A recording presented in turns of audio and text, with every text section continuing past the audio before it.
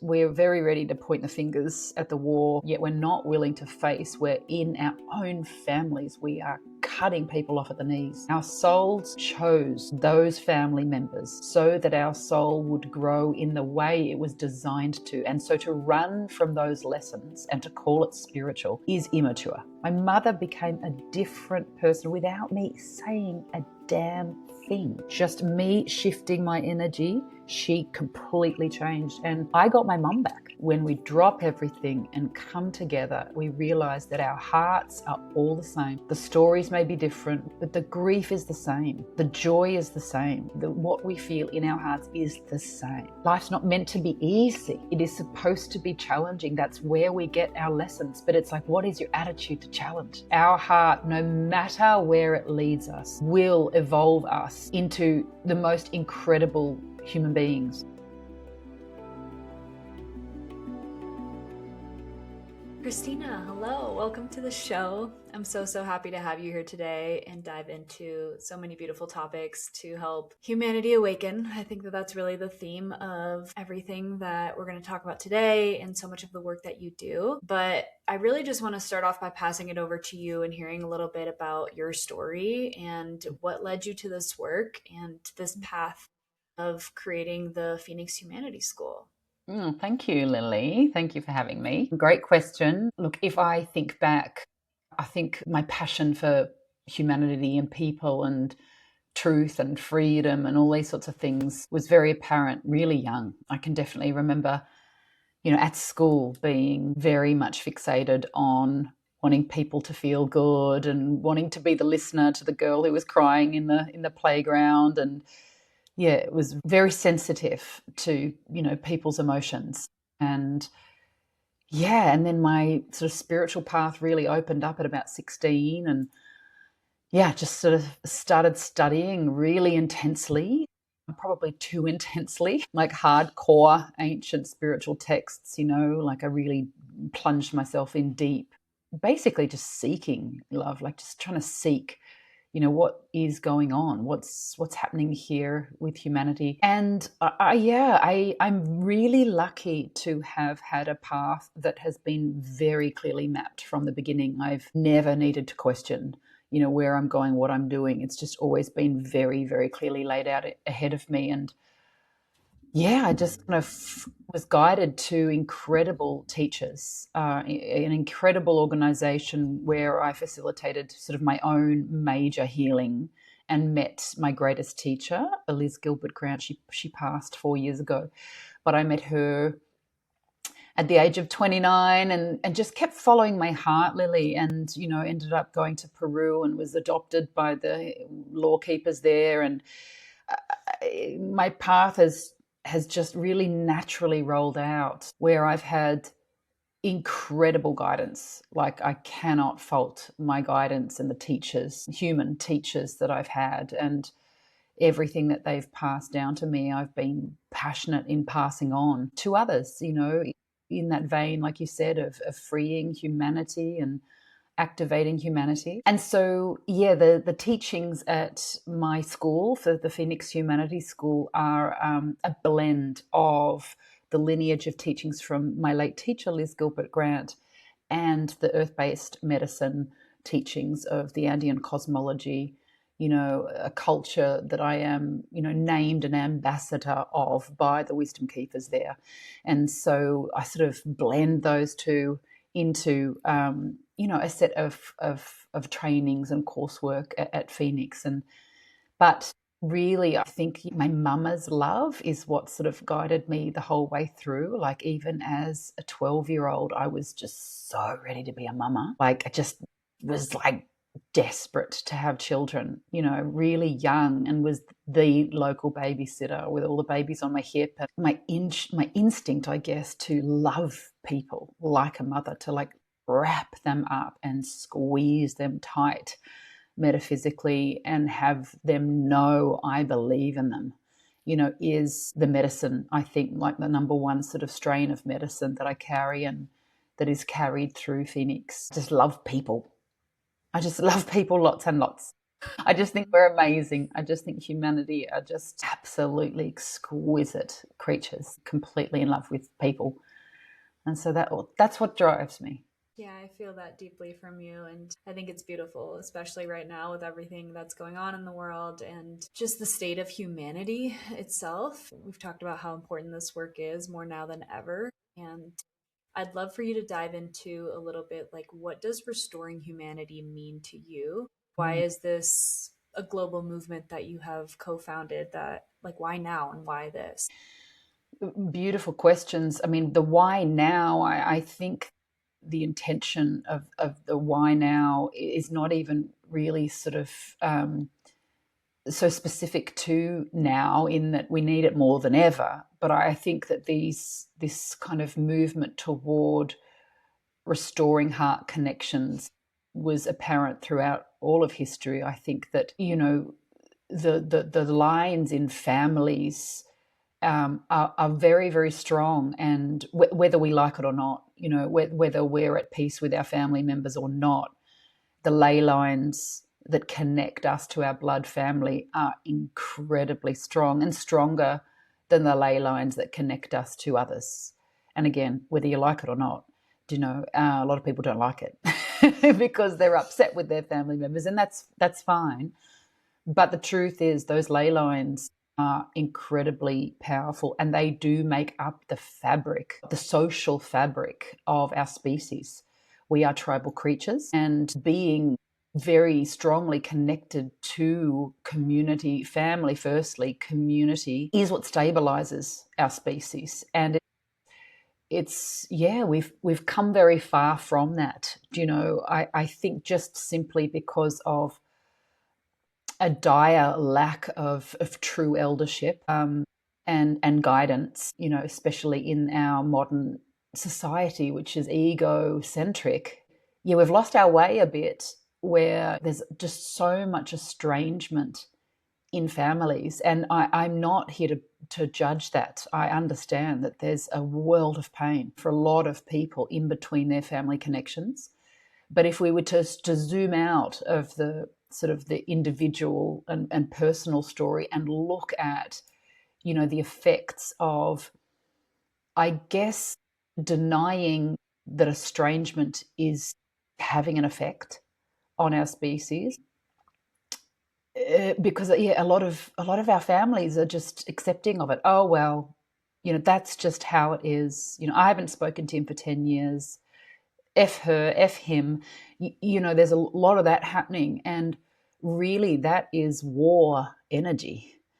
And we're very ready to point the fingers at the war, at the visual more warmongers on the planet, yet we're not willing to face where in our own families we are cutting people off at the knees. And so, to restore love in families is, it's all we can really do. We can't go, I mean, some of us, in the armies or whatever, may be able to go out and try and stop the bombs from falling. But most of us are relatively powerless when it comes to actually changing what's outside of us. But what we can change and what we can control is the restoration of love in these family units. And that is a very selfless path. It's not easy to really look within and find our own responsibility, and to take that responsibility, and to bravely make moves to reach out with olive branches, or to even just come closer to siblings that, may just be a little distant.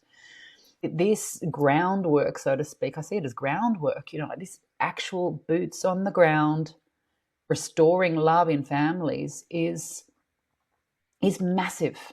It's really massive to our species. Like, we're so fractured, and as we know, we're stronger together. Like I said, we're tribal, and we're supposed to be really strongly connected.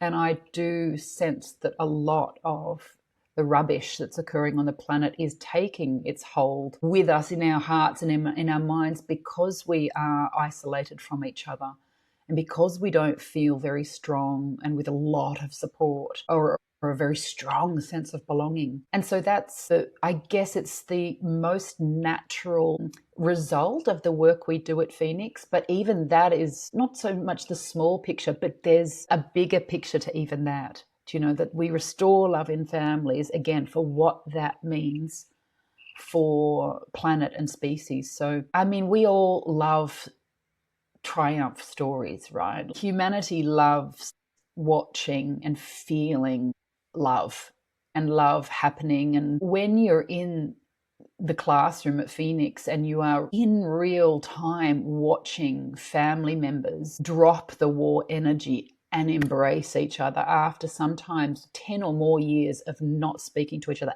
at all, coming back in, falling into each other's arms in a matter of hours.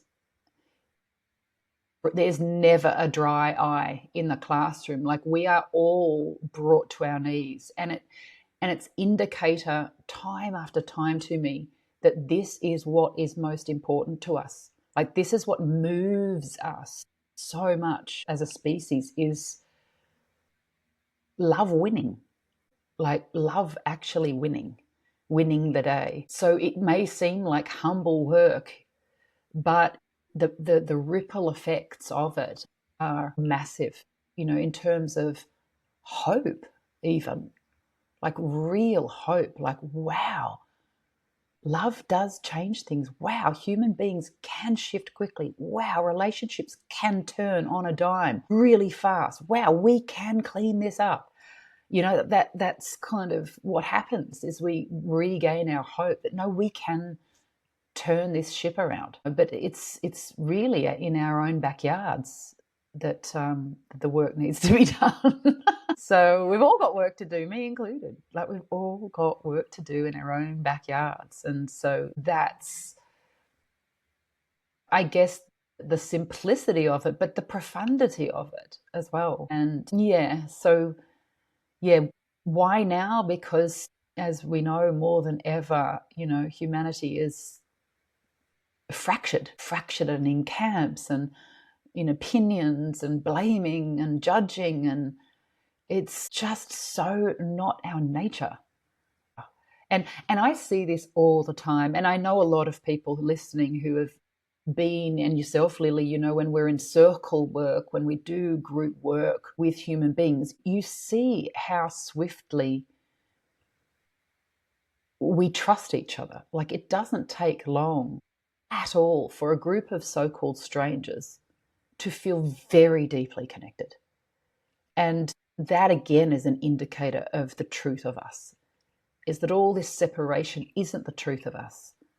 And we're being sort of played like pawns on a chessboard at the moment. And really, when we drop everything and come together, we realize that our hearts are all the same.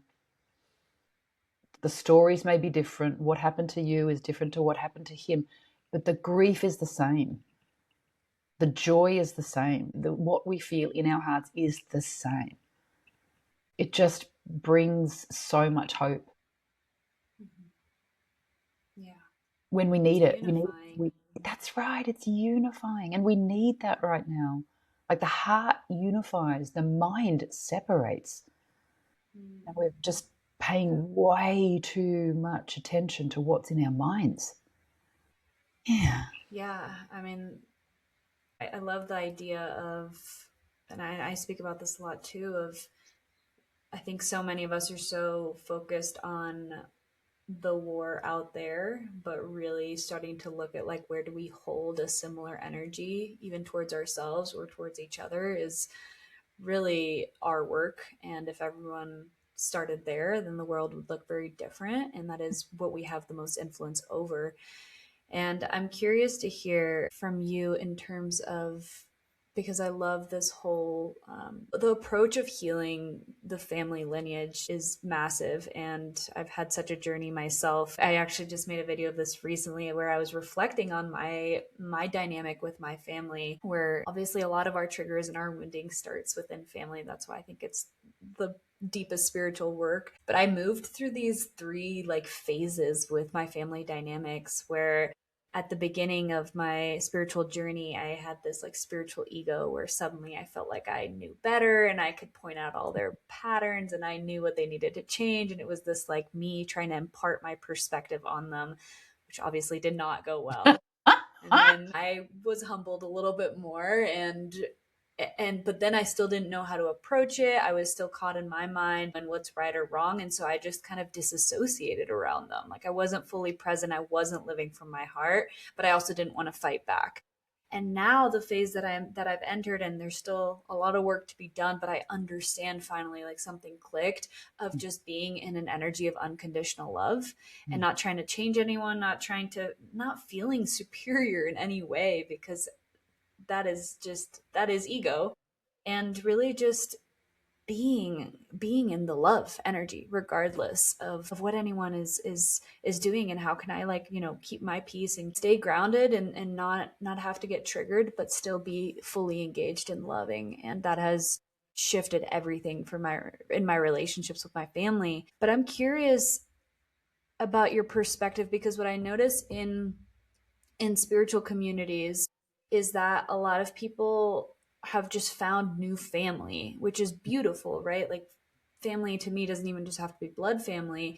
We have the capacity of, we're all family. However, what is the difference between healing the family blood lineage versus just kind of going off on your own and finding your own like conscious community and letting that be family? Oh, it's a very good question.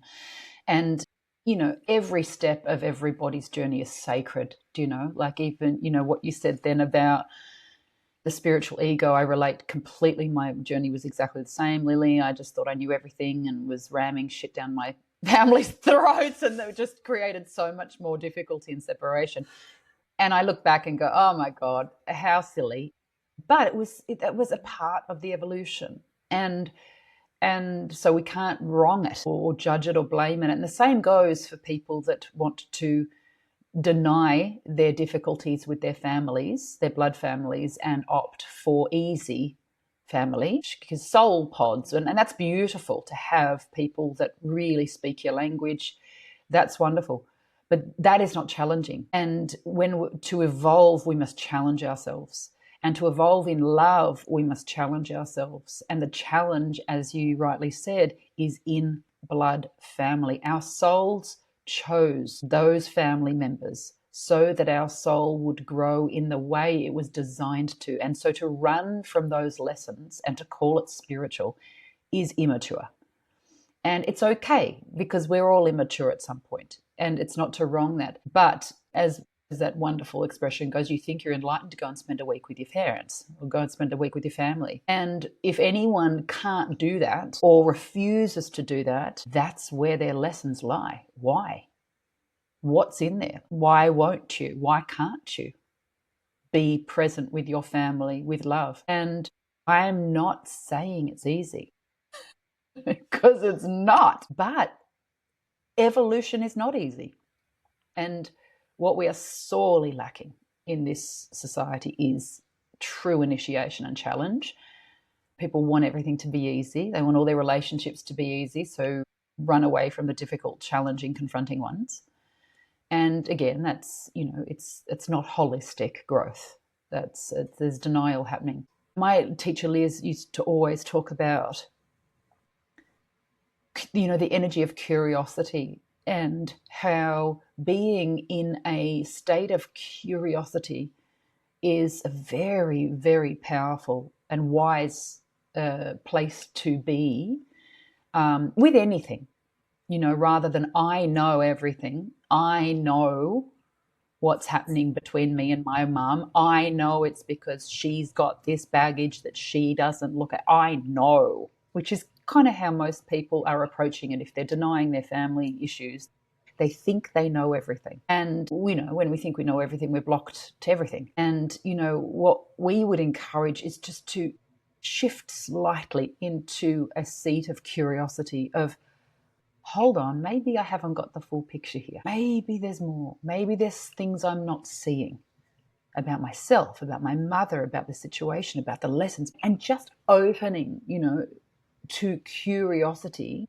allows for awareness and truth to start filtering in. and a path, of true growth to appear. And so, I just want to say again that I have tremendous compassion for our hurts, because we've all been so stung in our families. And it's kind of supposed to be like that. Like, that's, as I said, where we get our lessons. But oh my God, the upset I had with my mother and father. I escaped I went to the other side of the world for 10 years just to get as far away from my mother as I could possibly be. And she would call me when I lived in Europe, and I would pick up the phone and hear her voice, and just hearing her voice would have me collapse. And I would hang up the phone and bawl my eyes out for, I was like deeply, deeply upset with my parents and immobilized and alcoholic and all the things because of the pain. So I totally understand it. But I knew that if I really wanted to help others, I would have to heal these relationships. There's no way you can deny that outness with mother or father isn't affecting everyone in your life, especially if you are a facilitator of any sort, massage therapist, any sort whatsoever. Anything unresolved, especially with the mother and father lines, is landing on our people. And so I took it very seriously. I was like, okay, no, I've got to clean this shit up. And I went back to Australia and I faced it. And I did the work. And I looked at all my disgusting bits, all the places where I was being horrendous to her energetically, and took responsibility. And it changed so swiftly. Like, it shifted. She changed. My mother became a different person without me saying a damn thing. Just me shifting my energy, she completely changed. And I got my mum back. I got my mum back through this body of work that I now offer. I got my mum back.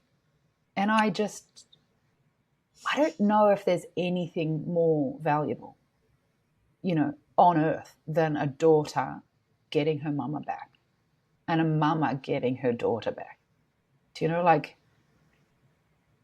as I said, these ley lines between parents and children are so powerful and so deep. And that, like, restoring that is like the best thing we could ever do in our lifetime. And I encourage anyone listening to go for it. Absolutely go for it. And all the goodies come as a result. Not just the closeness with me and my mum, but then it changed every relationship, obviously. Every relationship in my life then shifted because of that. Our whole family shifted because of me and my mum healing, obviously. My ability to earn money and to get on my purpose path completely shifted because of me healing my relationship with my mother. These lines, they're so much more than just a relationship. They affect everything in our lives. So, yeah, I'm a little passionate about it. I love it. I was getting emotional when you were talking about getting your mom back, because I've noticed this myself too. I also ran away, and in part it was because I wanted to go see the world and get out of the bubble of the small town I grew up in, Costa Rica, and go start my life. But I was also running away from the family problems 100%. It worked for a little while, and so yeah, there's no shame. I think that we have to do what we have to do until we know better and have more tools and support and awareness. But yeah, it has hit me so hard recently of how we just don't know how long we have, how long our parents have. And that disconnection, even if you don't think about it on a regular basis because you've started your own life somewhere, but that sits within us. And that energy that we hold of unresolved relationships is affecting us. And like you said, affecting everything else in our lives. And so I'm curious if you're open to speaking a little bit more about that. Like, why is that healing your relationship with your mother then opened up so many other doors and possibilities and healed so much else in your life? Thank you. Yes. In fact, I'll refer directly to one of the keys with this.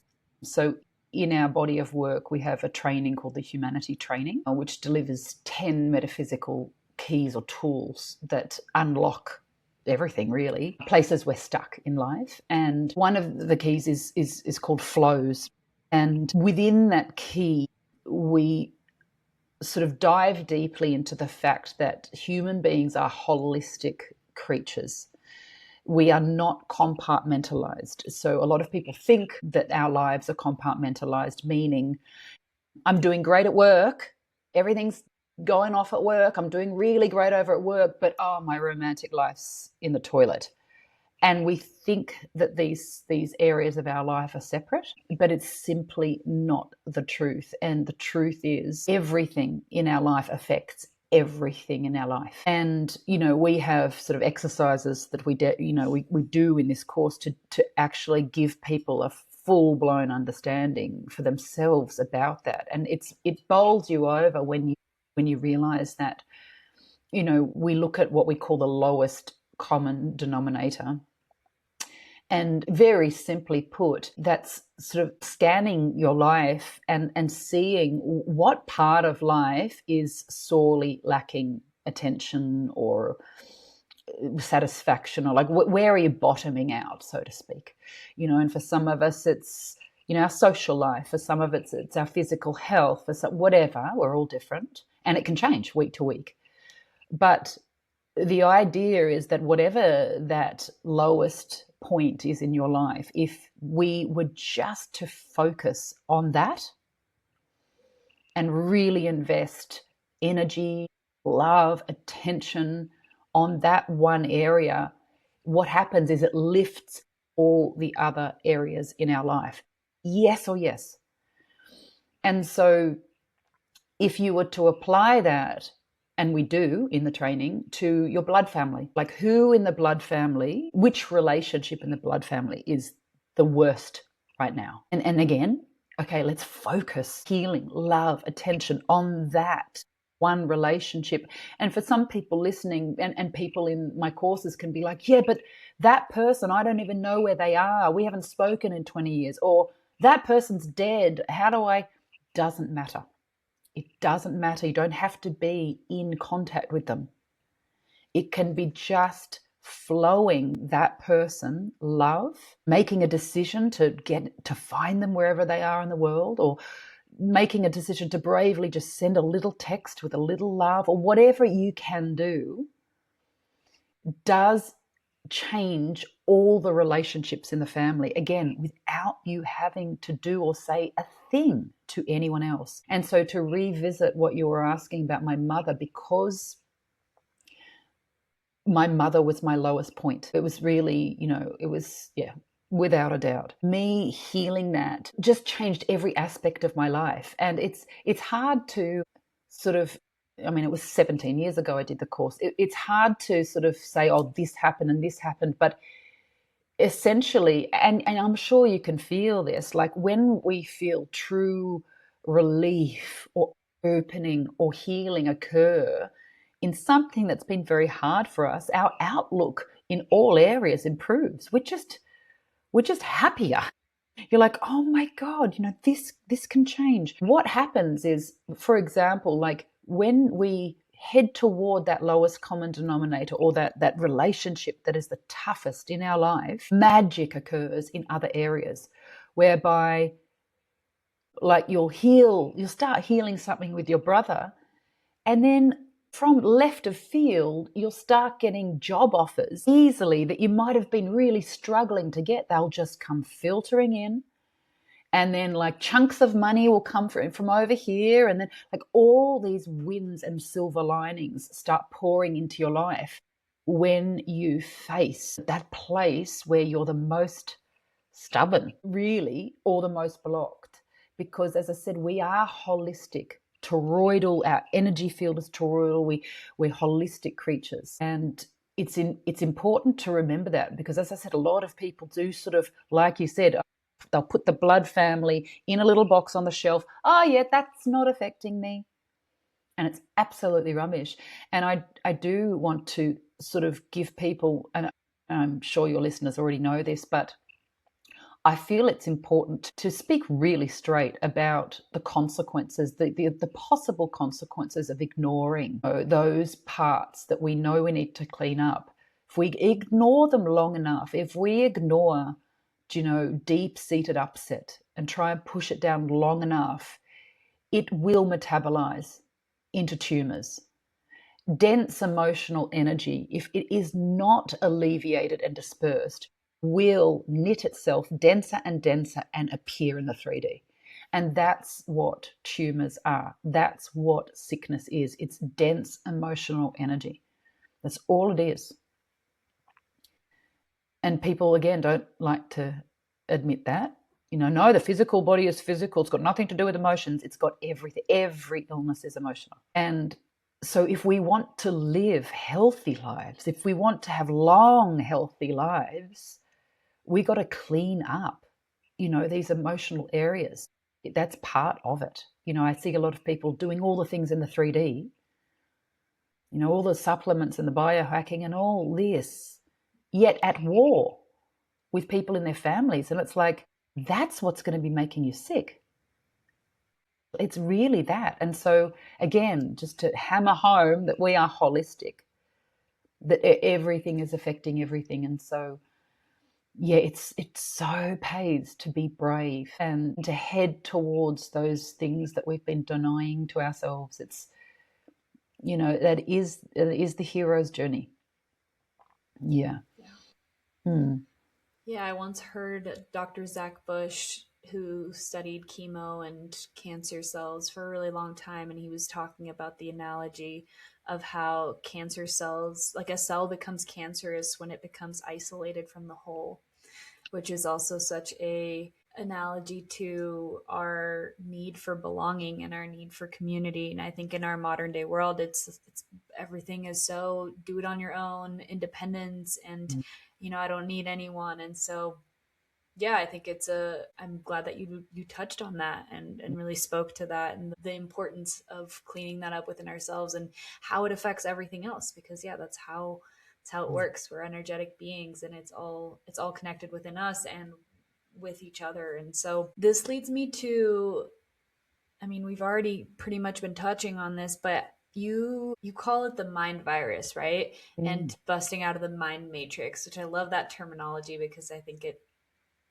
it's, yeah, it encapsulates a lot of what this whole journey is. I'd love for you to talk a little bit more about that and essentially the process of moving to the heart. Like what is the difference practically of living from the mind versus the heart?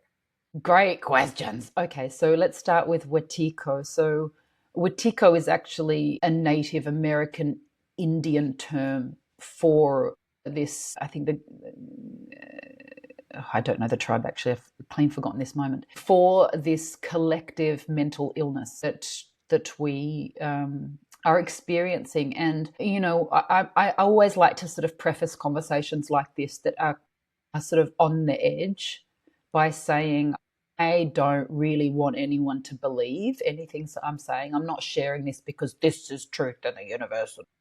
I'm not coming from that stance. I'm only coming from, what I feel and what I see to be true from my research. And, I have been working very, very closely with people's minds and hearts for 30 years. And my late teacher, Liz, was very aware of the Wetiko of mind virus, of an external entity infiltrating the mind frequency of humanity and messing with us, basically. And she saw it, she could see it. I don't have that vision. I don't see it, but I do see it from my energetic center. I see through my belly, and I see it. And it's a big topic, Lily.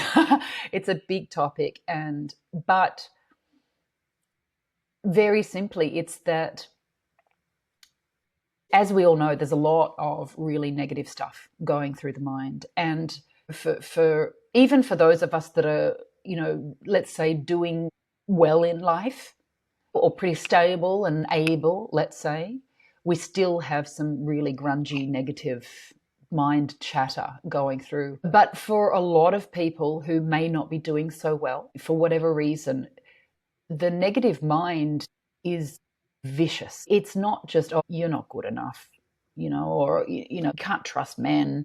This kind of quality of thinking, which is prevalent in a lot of our minds, whether we hear it or not. But when we sort of dig deeper and really take a good look and a good listen at what is being said in the minds of a lot of people, it is dark. It's absolutely vicious. The sorts of things like, you may as well kill yourself. No one gives a shit about you. Everyone would be better off without you. These kinds of thoughts, and much worse, actually. And what my teacher Liz helped me to see, I guess, or to assess, was that when a human being really looks at the quality of those thoughts and has a moment to assess for themselves, do I really believe that? Is that really my truth? That I may as well kill myself and everyone would be better off without me, and that I'm an evil, terrible person, I'm a fraud. And is that really, do I think that? Honestly, in 100% of the people I've worked with closely around Wetiko, they say, no, I don't even think that. That's not my truth. That's not my truth. And realizing that, they can start to recognize, well, if it's not my truth, what is this? What and how did it get in there? Whose truth is this? And we start to, so to speak, turn the tables and really start hunting this thing out and down. Because what is occurring mostly is most people are being clobbered by this virus and they don't even realize it. They think it's their own thoughts. They think it's their own baggage. They think it's something they need to process. But when we, even for a moment, entertain the possibility that this could be external, maybe this isn't you. Could you allow the possibility that it's not you? Again, 100% of the time, I see people free, create a separation or space between themselves, their self, their truth, and this thing, whatever it is, and they start to free and start to regain control, good control of their own mind. And there's some fantastic books on this subject. But what is very fascinating is that a lot of people who are sort of experts in this topic, and I agree to this, is that it's like Wetiko, this virus, also carries the antidote with it. It's like this virus is forcing us to remember who we are. And maybe it has a role. Maybe it has a role. But I've been, I guess, freeing people from this virus solidly for about 5-6 years now, with a process that my late teacher created to shine awareness on this. Because as I said, the only power Wetiko has is our unawareness of it. And the moment we become aware of it and start to look at it and start to really poke it, so to speak, Liz used to say, poke it. She used to say to me, okay, imagine I've got it in my hands.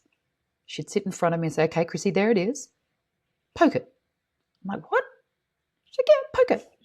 I'm like, okay. And I'd poke it and she'd say, what's it saying now? What's it saying now? Oh, you need me. I'm just here to help you. I'm just here to, no, you need me. You can't be without me. Like all this fucking weird shit, Lilly, that this energy was trying to say, oh, you need me. She's like, just give it another poke. And I'm like poking this entity, and really Liz's approach was belittle it. Just make it a pea on the floor. It's just a pea on the floor. And see, this is very empowering because firstly, we've been unaware of it. So people are getting smashed on a daily basis out there, thinking they're no good, that they'll never make it. What's the point? What's the use? May as well give up. No one likes you anyway. You can't trust humans. The world's going to shit. All this rubbish, absolute rubbish. And so when we become aware of it, and then when we belittle it, like almost laugh at it, it disappears really swiftly. Because as I said, like the only power it has is when we are unaware of it. And so that's a little, crash course in Wetiko. Yeah, it's a very, very interesting thing to contemplate because, as I said, I've run that process that my teacher created with hundreds of people now. And I have seen hundreds of people separate, truly separate. And I'm talking people who are like being clobbered to kill themselves and about to kill themselves. And it's like, no, that's fucking Wetiko. It's not you. I got you. And they can separate from it and restore their lives. And so, your question about what's the difference between the heart, living from the heart and living from the mind? Well, lots and lots of difference, but very simply, when we're living from our mind, we are in reaction to life, so to speak. So something occurs, let's just say an invitation to Peru comes along. Someone goes, hey, would you like to come to Peru? And someone living in the mind might think, oh, I'd really like to do that. But X, Y, and Z, I can't because of all these things. And the mind will start analyzing and procrastinating and doubting. And so the person is not so much responding, but reacting to life. And when we are living in the heart, we listen to how the heart reacts on a somatic level. Hey, you want to come to Peru? Oof, wow. And the feeling is, yes, I do. And we trust that. And we say a wholehearted, yes, I'm coming, with no concern as to where the money's going to come from, with no concern about whether we'll get the time off work, all the physical universe considerations that the mind just throws at you. When you're living from the heart, none of that matters because all of that will sort itself out when you follow your heart. And so when we follow our heart and live from the heart, we are feeling our way through life, It's almost like, we always talk about at Phoenix being the puma. And this comes from sort of Andean teachings, but really more and more as a humanity, we want to come back to our incredible sensitivity to energy and our ability to sense our way through life, to sense miles in the distance, to feel where to go, where not to go.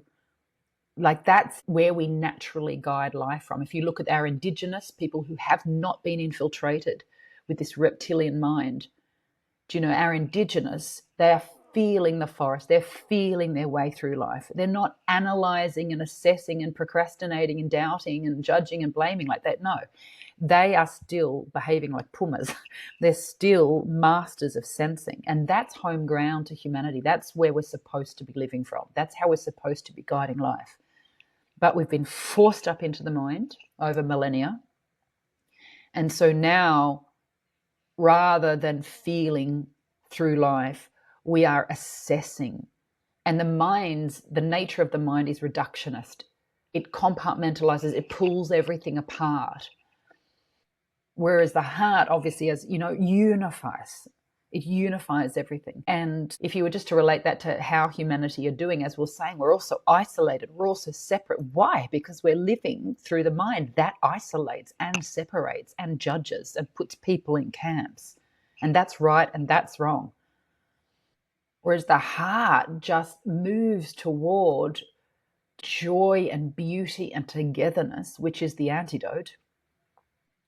But the more I work with humans, the more I realize that actually reprogramming a human being out of the reptilian mind and back down into the the ability to guide life courageously with no fear from heart. It is an initiation. It generally takes years, but it's the best years you'll ever live. Like the best time and energy you can invest is in that pursuit of unhooking from the mind and the way it's hooked into society and the economic system and the lack and the greed and all of that sort of the poles. The mind separates things, puts them in poles, the haves, the have-nots. It's rubbish.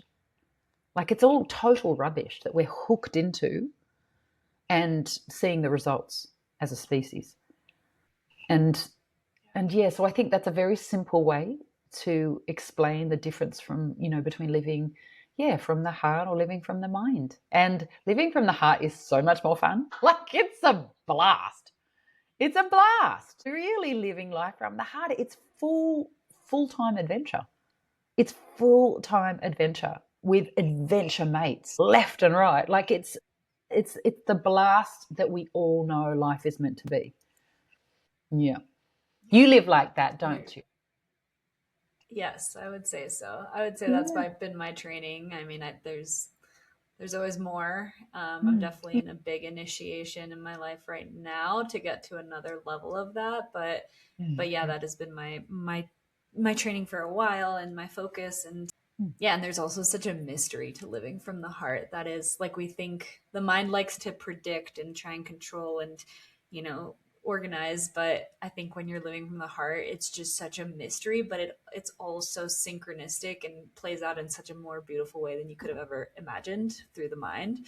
So that's Yeah. always a really fun differentiator in creating a life from that place. But Yeah. I have a question for you, and then we'll start to wrap this up. But in this conversation Mm. of mind and heart, something that I'm really curious of is, and I think part of this might just be lived experience, but I'm curious to hear your thoughts on how to differentiate between what is truly the heart speaking and what is trauma or conditioning or like a shadow aspect of self. Because I think that it can feel confusing, even in my own system sometimes, of I feel so intensely about something, but I'm like, is this actually in my highest alignment? Is it coming from a deeper place of truth, or is it just a momentary, like, impulsive reaction?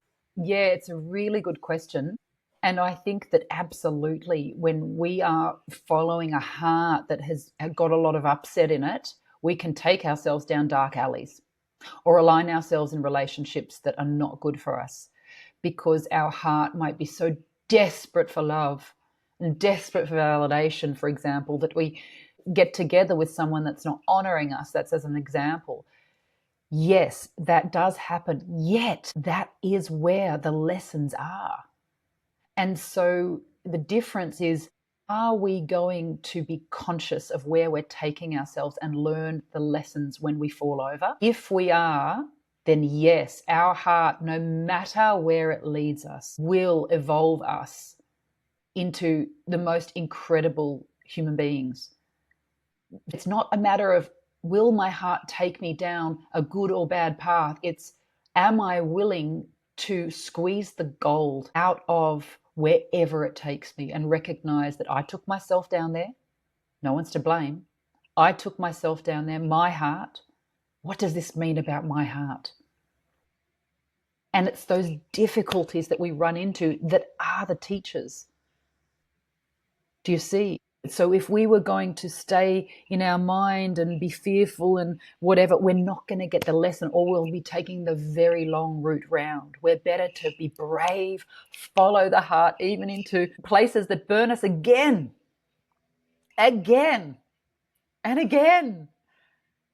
But, oh, do we know we're alive? Oh, do we know that we're actually brave and living and loving and doing our best? And as I said, the best thing we can do is recognize that life's not meant to be easy. It's not meant to be easy. It is supposed to be challenging. That's where we get our lessons. But it's like, what is your attitude to challenge? if we have a winning attitude to challenge, then we're going to love it. The heartbreak, we're going to love it. I just got my heart squeezed because I'd followed my heart into a trap again. And I wouldn't regret it. I don't regret it for an instant, because I bawled my eyes out and came to an awareness that shifted the whole thing for me. Do you see? And it is in the depths of feeling that we get our awareness, not from the intellect, not from thinking. The awareness change that grows us is found at the bottom of a big emotional wave. Do you know? And that's why feeling is the way through, because when we suppress feeling to think over the top, we're burying the awareness and the lessons that are underneath the suppressed emotion. A lot of people get things in their mind, they read all the books, they listen to the freaking lectures, and they think they've got a spiritual awareness, and they don't have any, because intellectual understanding creates zero change. Zero. And the change comes from the emotional transmutation, and the heart will take you there.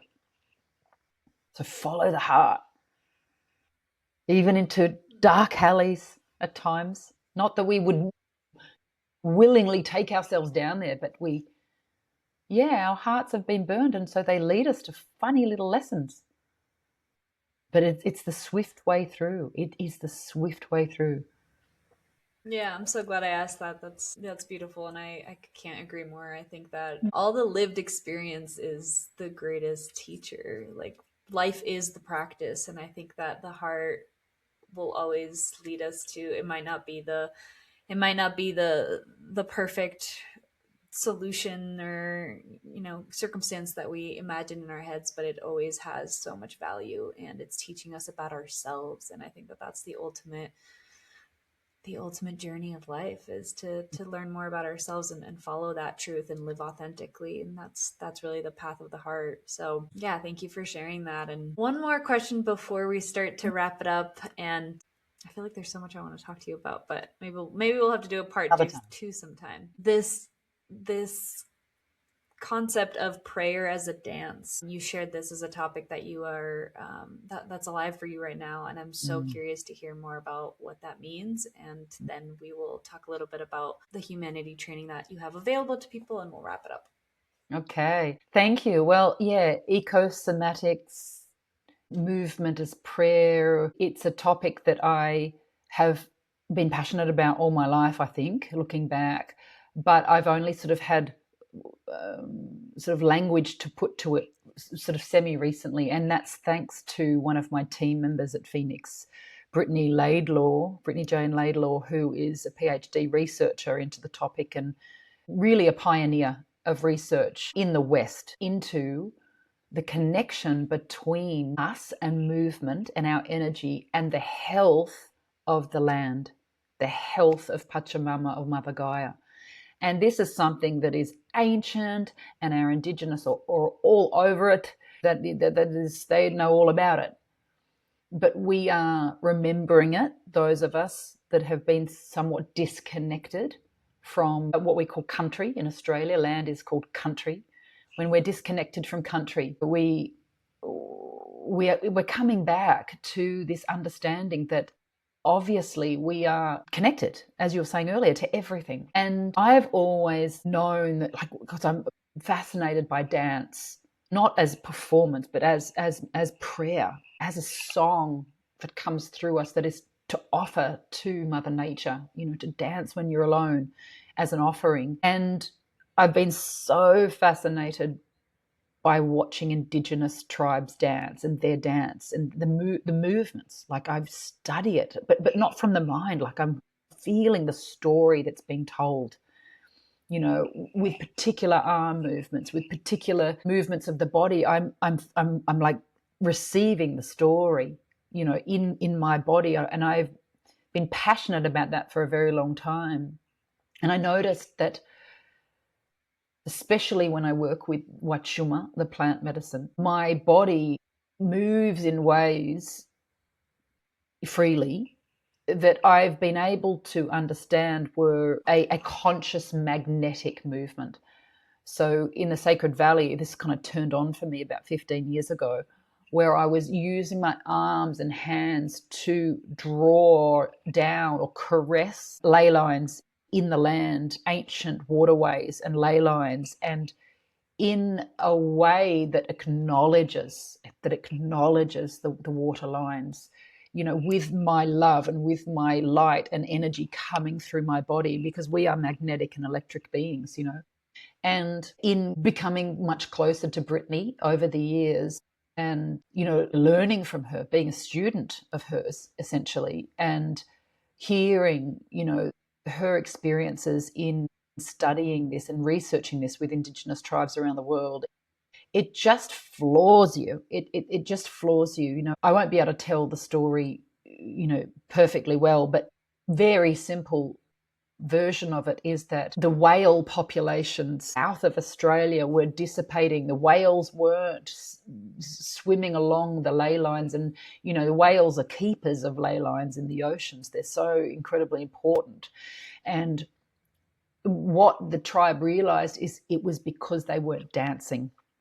They had lost their dances. They were not enacting their tribal dances, and their tribal dances, for example, if they are dancing like a snake, it's not to emulate the snake, it's actually to merge with the spirit of that totem animal and sing up its power. And so the story goes that this particular tribe recognized, we need to dance, we need to get back to the dances. And of course they did. And the whales came back. And so the connection between our movements absolutely inform, nurture, nourish, grow, and support the species that we are in direct relationship with in our ecosystem. And I just find this topic mind-blowing. I just think this topic is so beautiful, because I know so many of us love to move. So many of us love to dance, especially intuitively, without performing, just to feel. And we are healing our planet. We're healing Mother Nature with that. And yeah, so that is a topic that we're going to be sort of going deeply into at one of our events this year. Brittany and I are going to be facilitating that. She is obviously an expert in the arena, and she will be teaching around the dance, but I'll be teaching around vibration and voice. Sound healing is one of my sort of big tools in my medicine bundle. And so yes, the power of song and frequency to heal nature. And yeah, we're just so excited to explore this together as a class of seekers. Yeah, so I just think it's amazing. Don't you think that's amazing? Yeah, amazing. Dance and music have always been like my greatest Mm. joys and therapeutic modalities, I would say. But I've never really heard the connection between the earth and our movement, and that being a prayer and a way of connecting to the land is that fascinates me. So I'm excited to learn more. And I mean, it makes a lot of sense to me. It just feels true. And so yeah, thank you for sharing all of that. And I'm curious, is that what you just explained in the with the sound and the dance, is that happening at the Colorado event at all? I know you No, have two USA events happening, so if you want to talk about those at all, please I'd do. love to talk about those, but that event actually where we're studying the ecosomatics it's called Zora. So that's a women's sailing journey in Croatia that we do every year. Okay. And every year it's a women's conference, and so we are sailing and we're in the Adriatic Sea, but we're learning, and this year we're dancing and praying a lot. But When is yes, that? that's over summer solstice, so that's June 19 to 27, and we have two cabins left. So if anyone's listening and is interested, please reach out, and I'm so happy to talk to you about it because it's mind blowing. It's a mind blowing event.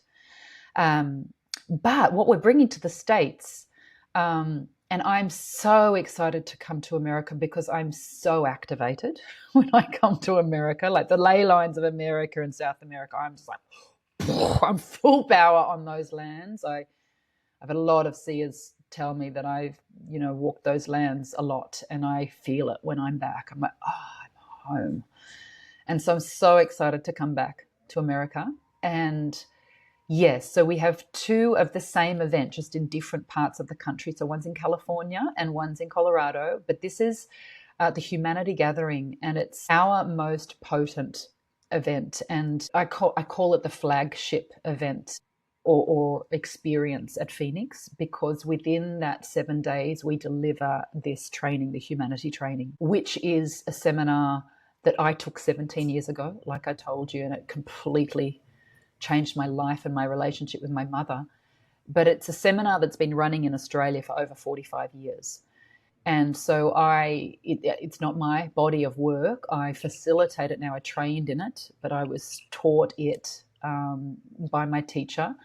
And yeah, I've been teaching it for aspects of it and the full course for over 15 years now. And the Humanity Gathering is absolutely epic. It's the seminar on its own is absolutely epic. It's very, very powerful. I don't know one person that isn't wildly changed by the experience, and it's non-intellectual. It's not of mind. I'm sure people listening this far will understand that there's no writing allowed, anything like that. It's pure heart transmissions. So like you were sitting around a fire with an elder telling story, and you just receive the message in your heart. It's delivered like that. And as well as that, we have a lot of beautiful and powerful sort of supplementary experiences to help and assist the opening and the integration of those keys. So one of them is working with the Wachuma medicine, which I'm a trained Wachumera under lineage from the Andes, and also Andean Sweat Lodge, again, which I'm a lineage carrier of. Those two ceremonies are full power unto themselves. But when we have just all worked so powerfully and deeply into our hearts and into our spirits, and then we sit these ceremonies together as a tribe, we literally blow the lid off. Like it's just like a love bomb goes off in the world. That's what these gatherings are. They're just like this massive light bomb that goes off, and the ripple effects in everyone's families and out into their communities is so obvious. And I'm talking miracles, like miracles occur, in families at this event. And so, yeah, it's 7 days. We take everyone's phones, it's tech free. So everyone is off the damn devices for a week so we can really sink in. And I fly our chef around the world, Yusuke Hattori, our Japanese chef, who embodies these concepts. And he's a true artist, and eating his food is ridiculous. But it's not just his food, it's his energy that is so incredibly important, that is what is infused through the food. And my team are just impeccable. Like I fly team members all around the world to come and hold space. They've been training a very long time. We're all highly trained in a modality of one-on-one therapy. So people are getting really very high quality facilitation.